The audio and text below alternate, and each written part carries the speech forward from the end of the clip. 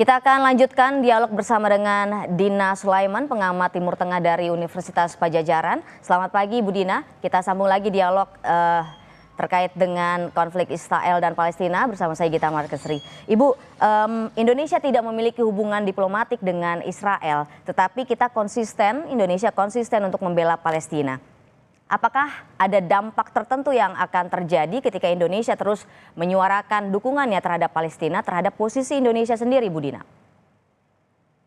Ya, tentu saja pasti ada dampaknya ya, tidak ada perjuangan yang terlalu kecil dalam hal ini. Ini saya mengutip, kata-kata seorang dokter relawan dari, Norwegia yang 16 tahun, ini ya, membantu di Rumah Sakit Al-Shifa Gaza.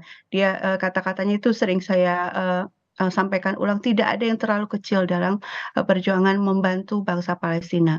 Nah, apalagi kalau skalanya skala negara, di mana kita tahu pemerintah Indonesia secara aktif melakukan, diplomasi, upaya-upaya diplomasi di berbagai forum untuk menekan, terutama menekan Amerika Serikat supaya menghentikan, kebijakan Israel yang terus memerangi bangsa Palestina. Jadi sebenarnya yang punya power besar adalah Amerika Serikat, ya karena apa? Karena Amerika Serikat adalah, donatur utamanya Israel dan juga penyuplai senjata utama bagi Israel. Sehingga memang yang paling berperan di sini adalah Amerika Serikat dan upaya-upaya diplomasi yang, dilakukan oleh, berbagai negara terutama adalah untuk menekan Amerika Serikat agar mengubah kebijakan luar negerinya. Dan kemudian dari sisi, kemanusiaan Indonesia juga kan, sejak lama itu memberikan, banyak bantuan kemanusiaan kepada, bangsa Palestina, baik itu, berupa, barang-barang yang dibutuhkan maupun peningkatan kapasitas ya.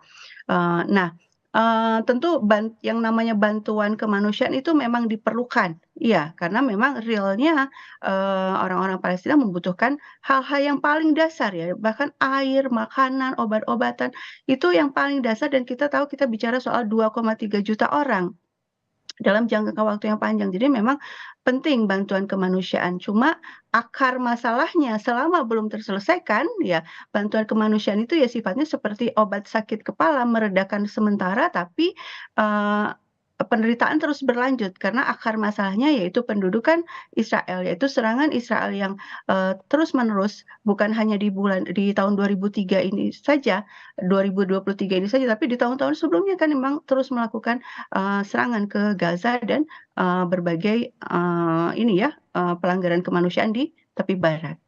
Bu Dina, tadi Anda menyampaikan bahwa kita harus segera menyelesaikan akar permasalahannya, sebab ketika kita selalu kirimkan bantuan kemanusiaan, sifatnya ya seperti meredakan sakit kepala gitu ya. Nah, bagaimana menurut pandangan Anda langkah Indonesia dalam kaitannya untuk menuntaskan atau menyelesaikan akar masalah dari konflik Israel dan Palestina ini, Bu Dina? Ya kalau kita perhatikan, bagaimana, pidato, Menteri Luar Negeri Ibu Retno di, PBB, beliau juga menyatakan hal yang sama ya, bahwa, perdamaian tidak akan terwujud sebelum, akar masalahnya diselesaikan. Yaitu apa? Yaitu pendudukan, dan, serangan-serangan yang dilakukan oleh Israel terhadap bangsa Palestina.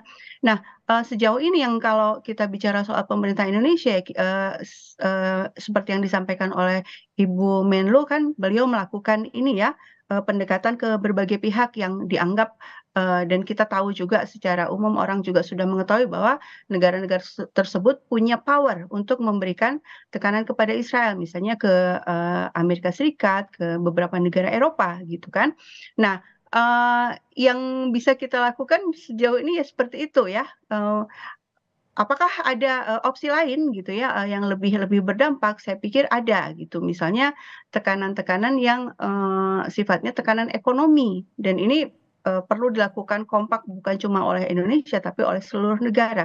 Karena logika dasarnya ketika, perekonomian Israel, ada masalah, semakin melemah, tentu tidak punya daya lagi untuk, melakukan perang, untuk melakukan pendudukan dan pengusiran seperti yang terjadi di tepi barat. Jadi secara simultan, Israel menyerang Gaza, membombardir Gaza, tapi di tepi barat itu yang dilakukan adalah penangkapan-penangkapan dan, pembunuhan-pembunuhan dan pengusiran-pengusiran terhadap warga tepi barat.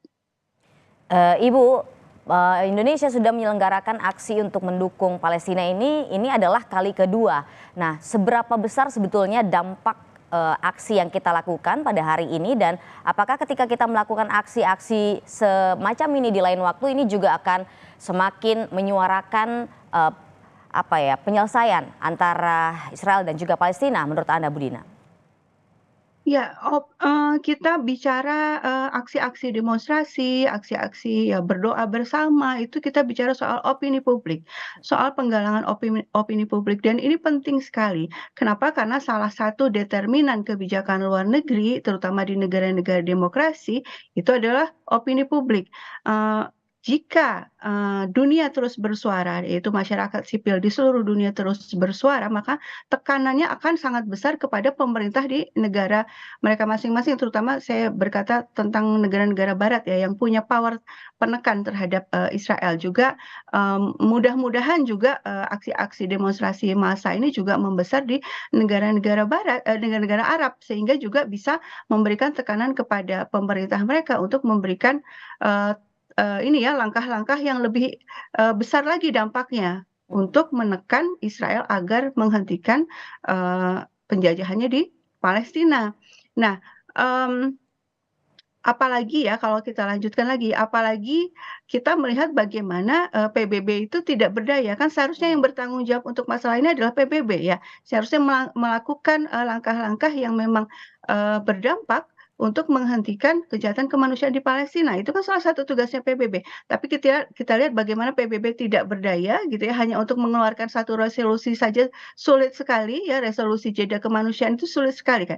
Nah, artinya harapannya sekarang ada di masyarakat sipil, di kita gitu ya, gerakan-gerakan kita, suara kita di media sosial itu akan menjadi bola salju yang, menggerakkan, opini publik di seluruh dunia untuk menekan, Israel dan negara-negara pendukungnya. Kita lihat bagaimana, akhirnya Israel yang tadinya berkeras tidak akan mau ada jeda kemanusiaan, akhirnya karena tekanan yang sangat besar dari publik sedunia, akhirnya kan mau kan, melakukan jeda kemanusiaan selama 7 hari, tapi kemudian sekarang, memulai lagi serangannya. Nah, artinya kita perlu terus ya, perlu terus melakukan tekanan melalui penggalangan opini publik seperti ini, supaya tercapai, penghentian serangan secara permanen. Ya, tidak hanya tahun ini saja, tapi tahun-tahun ke depan Israel betul-betul tidak lagi melakukan serangan terhadap bangsa Palestina dan, bangsa Palestina bisa, merdeka, berdaulat, aman, tidak lagi mendapatkan serangan dalam bentuk apapun dari Israel. Ibu Dina, tadi Anda mengatakan bahwa PBB ini seolah tidak berdaya untuk menyelesaikan persoalan Israel dan juga Palestina. Sebetulnya yang paling tepat ini adalah tidak berdaya atau PBB ini tutup mata, Bu Dina, menurut Anda? Saya memilih, kata-kata tidak berdaya karena, secara realnya kan sebagian besar negara-negara PBB itu mendukung Palestina dan melakukan berbagai upaya, diplomatik ya, berbagai upaya diplomatik untuk, membela Palestina, untuk menghentikan, perang ini, untuk, meminta Israel agar, menyetop serangannya ke Gaza, kan gitu. Mhm. Tapi kenapa kok tidak bisa terlaksana? Resolusi PBB itu sebenarnya terkait Palestina itu sejak tahun 48 itu sudah keluar ya. Jadi, Mei 48 Israel dideklarasikan, Desember 48 PBB sudah mengeluarkan resolusi 194 yang isinya, memberikan hak untuk kembali kepada orang-orang Palestina yang terusir. Waktu itu kan terjadi pengusiran besar-besaran ya dalam peristiwa Nakba yang dilakukan oleh, Israel terhadap orang Palestina. Nah, PBB itu sejak Desember 48 sudah kasih resolusi, orang-orang yang terusir ini berhak untuk kembali atau mendapatkan ganti rugi atas tanah dan rumah yang mereka tinggalkan, tapi kan tidak pernah terlaksana. Sudah 75 tahun itu sudah entah berapa banyak itu resolusi yang dikeluarkan, tapi tidak terlaksana. Nah, kenapa kok tidak terlaksana gitu ya? Mhm. Jadi PBB tidak menutup mata, tapi, resolusi yang mereka keluarkan tidak terlaksana.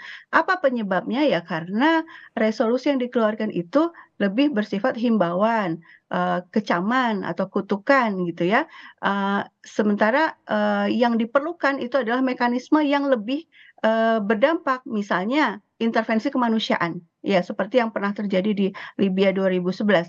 Nah, Ini tidak sejauh ini dengan, struktur PBB yang seperti sekarang itu tidak bisa diambil resolusi atau keputusan seperti itu karena ada hak veto dari Amerika Serikat. Jadi ada beberapa negara di PBB yang punya hak veto sehingga ketika ada upaya yang merugikan kepentingannya mereka mengambil, hak itu, jadi memveto keputusan tersebut.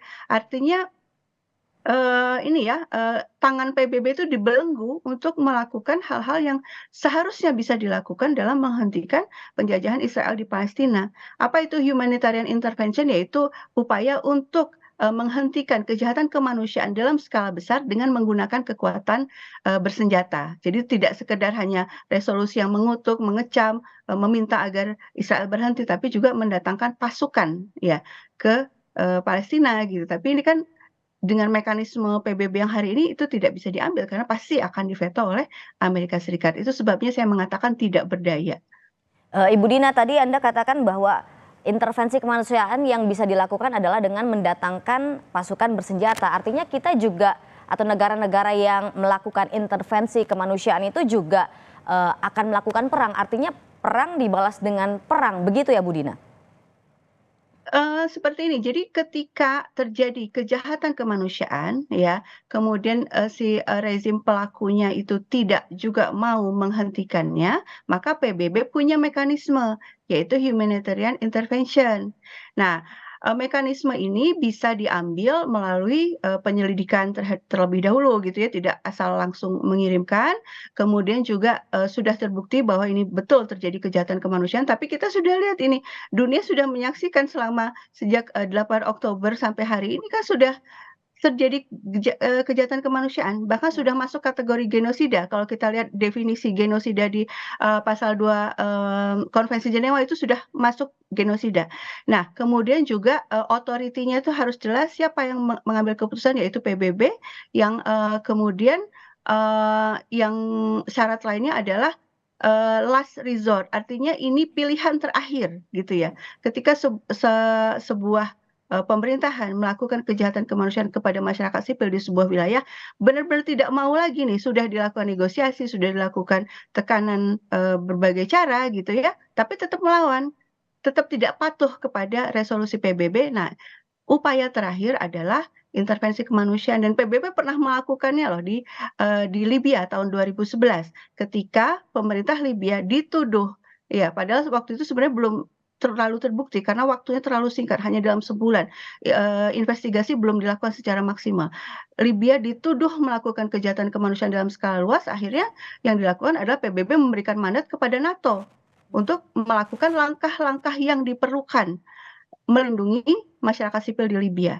Nah, dalam waktu, singkat kemudian, NATO, melakukan, serangan sehingga ya sudah berhenti, dianggap berhenti ya, jadi tidak, berdaya lagi, pemerintahnya untuk melakukan kejahatan kemanusiaan yang dituduhkan itu. Oke, Bu Dina, tapi kalau Anda melihat pemerintah Indonesia, apakah Anda memandang bahwa Indonesia ini sudah cukup proaktif dalam membantu untuk menyelesaikan konflik yang terjadi antara Israel dan juga Palestina, Bu Dina? Saya pikir Indonesia itu adalah salah satu negara yang terdepan ya, dalam menyuarakan, pembelaan terhadap Palestina. Artinya, ketika misalnya ya periode 2012 sampai, 2017 itu kan masa-masa ketika, terjadi aksi-aksi terorisme di Suriah ya, di mana masyarakat waktu itu, masyarakat dunia waktu itu teralihkan perhatiannya. Nah, itu Indonesia justru yang membawa lagi isu ini ke tengah, mengingatkan lagi kepada publik bahwa ini belum selesai. Ini ada, bangsa yang masih, dalam kondisi terjajah, masih diduduki dan perlu terus, diberi dukungan. Jadi dukungan Indonesia itu luar biasa sebenarnya, dan itu konsisten sejak dulu. Bahkan kalau kita, lihat catatan sejarah, dukungan bangsa Indonesia kepada, Palestina itu sudah dimulai sejak tahun 30-an. Ketika kita waktu itu juga belum merdeka. Jadi tahun 1938 itu kan bangsa Palestina sudah, berperang ya melawan, pendudukan Inggris waktu itu dan juga waktu itu upaya-upaya pendirian negara Israel sudah dimulai, sudah difasilitasi oleh Inggris waktu itu. Apa yang dilakukan oleh, ulama-ulama di Indonesia waktu itu, ulama Nahdlatul Nahdlatul Ulama itu menyerukan agar bangsa Indonesia menggalang donasi untuk membantu perjuangan bangsa Palestina. Dan itu terus-menerus secara konsisten dilakukan oleh Indonesia setelah merdeka, mulai dari Bung Karno sampai presiden-presiden selanjutnya sampai hari ini Indonesia itu terus menjadikan isu Palestina sebagai pusat diplomasinya. Jadi diplomasi Indonesia itu isu utamanya selalu adalah Palestina karena memang ini adalah bagian dari amanah Undang-Undang Dasar 45. Kita lihat di pembukaan UUD 45 kan tujuan negara itu ada 4 ya, melindungi segenap bangsa Indonesia dan lain-lain. Dan yang keempat itu adalah turut menciptakan perdamaian dunia berdasarkan kemerdekaan. Nah, artinya kita memang nilai bangsa kita dan kepentingan nasional kita. Jadi nilai bangsa itu kan melandasi kepentingan nasional. Kepentingan nasional kita adalah memang untuk menciptakan perdamaian dunia termasuk memerdekakan, membantu kemerdekaan bangsa yang belum merdeka. Dan itu siapa? Dan itu adalah Palestina. Jadi kita perlu terus mendukung pemerintah Indonesia dalam upayanya ini, tapi tentu saja juga kalau saya meminta kepada pemerintah Indonesia untuk melakukan hal yang lebih berdampak lagi ya, terutama dalam hal ini adalah tekanan ekonomi. Ya, saya pikir itu adalah logika yang sangat sederhana bahwa ketika perekonomian pemerintah Israel semakin melemah karena ada boikot dari seluruh dunia, ya pastilah tidak mampu lagi melanjutkan peperangan kan gitu ya. Ya dan di tahun 90-an kalau kita lihat bagaimana pengalaman ini ya Afrika Selatan, dulu di sana ada rezim apartheid. Nah, komunitas internasional itu kompak rame-rame melakukan boikot terhadap rezim apartheid, akhirnya rezim apartheid kesulitan ekonomi, akhirnya rezimnya tumbang dan dibentuk pemerintahan yang demokratis yang memberikan hak-hak yang setara kepada orang kulit putih dan orang kulit hitam. Nah, saya pikir ini solusi yang perlu dipikirkan atau dengan serius ya, perlu diambil dengan serius bahwa ini adalah jalan keluar. Gimana caranya supaya pemerintah Israel itu semakin tertekan sehingga tidak mampu lagi dan tidak berdaya lagi untuk melanjutkan kejahatan kemanusiaannya di Palestina. Kalau kita bicara mengenai melemahkan ekonomi dari Palestina, Bu Dina, apakah langkah yang diambil dengan cara tidak melakukan pembelian produk-produk yang terafiliasi mendukung Israel itu sudah tepat dilakukan atau ada cara lain yang lebih bijak untuk melemahkan ekonomi Israel, Bu Dina? Ya, tadi saya mengutip kejadian atau pengalaman di Afrika Selatan ya, bagaimana komunitas internasional melakukan boikot ekonomi dan akhirnya berhasil membubarkan rezim apartheid yang melakukan kejahatan kemanusiaan kepada kaum kulit hitam di Afrika. Nah, ini bisa kita ulangi lagi ya. Artinya memboikot ekonomi itu tujuannya seperti itu. Tujuannya adalah untuk melemahkan perekonomian rezim Israel. Nah, tapi apa yang diboikot kan gitu pertanyaannya. Yang pertama itu, jadi kita tidak boleh juga asal tuduh terus kemudian asal boikot tanpa pemahaman yang jelas. Nah, yang diboikot itu yang pertama adalah produk yang dari perusahaan yang memang ada di Israel gitu ya, memang berdiri di Israel. Yang kedua, produk perusahaan yang didirikan Israel di tanah pendudukan, yaitu di mana di tepi barat. Jadi Israel itu punya perusahaan-perusahaan yang dia bangun di tepi barat yang sedang diduduki. Misalnya contohnya apa? Kebun kurma misalnya, dibangunnya di tepi barat yang itu adalah tanahnya orang Palestina dan kemudian diekspor ke seluruh dunia. Dan yang ketiga adalah perusahaan-perusahaan yang terbukti. Nah, ini yang saya garis bawahi yang perlu dicek and recheck lagi. Memang terbukti perusahaan tersebut meskipun tidak di Israel, meskipun tidak di tanah pendudukan, tapi terbukti memberikan dukungan dana, mengalirkan sebagian profitnya kepada Israel. Nah, kalau ini diboikot tentu yang sekarang sudah banyak diberitakan adalah saham-saham berbagai perusahaan itu jatuh misalnya gitu ya. Nah, kemudian juga beberapa tahun yang lalu ya, itu kan sebenarnya aksi boikot itu sudah sejak lama. Itu sempat ada Kamar Dagang Israel itu sampai mendatangi pemerintah Israel mengatakan stop kejahatan terhadap orang Palestina karena kami yang rugi ini, karena kami diboikot sehingga ekonomi kami rugi. Nah, artinya kan sebenarnya ada dampaknya gitu ya. Kita berusaha melalui solusi ini kan berarti solusi atau perlawanan yang tanpa senjata Ya, dan itu bisa dilakukan oleh semua orang, sebisanya gitu ya. Dan ini adalah pilihan, ini adalah sukarela, sehingga semua orang bisa memilih untuk, membeli atau tidak membeli kan gitu ya. Dan, sekali lagi perlu dilandasi oleh, informasi yang tepat, dan tidak asal, tuduh gitu ya. Baik Ibu Dina, terima kasih. Nanti kita akan sambung lagi dialog kita, tapi kita akan jeda sejenak tetap bersama kami di Breaking News Kompas TV.